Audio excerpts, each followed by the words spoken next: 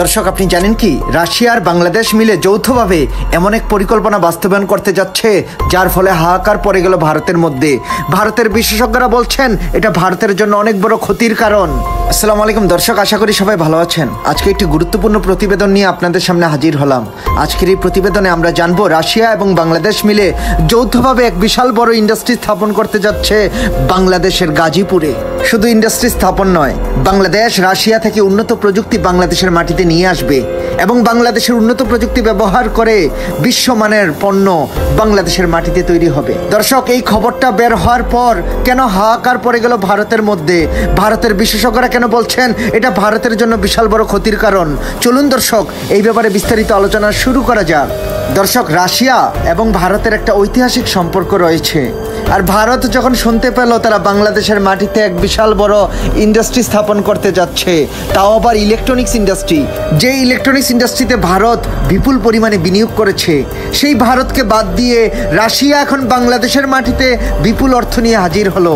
বাংলাদেশের সাথে যৌথভাবে মেড ইন বাংলাদেশি বিভিন্ন ধরনের ইলেকট্রনিক্স পণ্যগুলোকে বাংলাদেশের মাটিতে তৈরি করা হবে। রাশিয়া এবং বাংলাদেশ যৌথভাবে বাংলাদেশের মাটিতে টেলিভিশন, স্মার্টফোন এবং বিভিন্ন ধরনের কম্পিউটারের যন্ত্রাংশ বাংলাদেশের মাটিতে তৈরি করা হবে। দর্শক, আপনি জানেন কি রাশিয়া তাদের উন্নত প্রযুক্তি বাংলাদেশে স্থানান্তর করবে এবং বিশাল বড় আকারের ফ্যাক্টরি বাংলাদেশের মাটিতে বাংলাদেশের গাজীপুরের কাশিমপুর হাইটেক পার্কে বানানো হবে।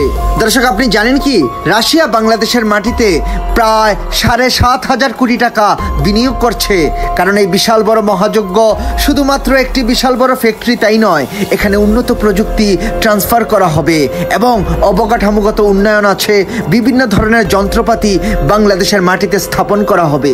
বাংলাদেশের এই ইন্ডাস্ট্রি থেকে উৎপাদিত পণ্যগুলোকে বিশ্বের বহু দেশে বিপুল অর্থের বিনিময়ে রপ্তানি করা হবে।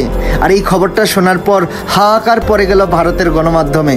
ভারতের বিশেষজ্ঞরা বলছেন বাংলাদেশের মাটিতে যদি রাশিয়ার উন্নত প্রযুক্তি চলে আসে আর বাংলাদেশের যদি এই বিশ্বমানের পণ্যগুলোকে বিশ্ব বাজারে নিয়ে যাওয়া হয়, তাহলে ভারত বাংলাদেশের সাথে প্রতিযোগিতা করে পারবে না, কারণ বাংলাদেশের পণ্য উৎপাদনের খরচ ভারতের থেকে অনেক কম।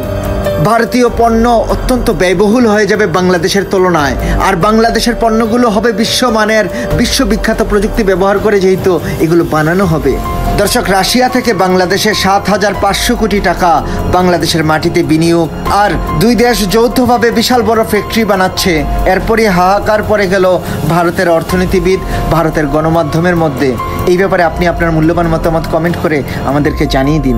এরকম আরও ভালো ভিডিও নিয়মিত পেতে আমাদের চ্যানেলটি সাবস্ক্রাইব করুন, ভিডিওটি ভালো লাগলে লাইক করুন এবং আপনার পছন্দের মানুষের সাথে ভিডিওটি শেয়ার করুন।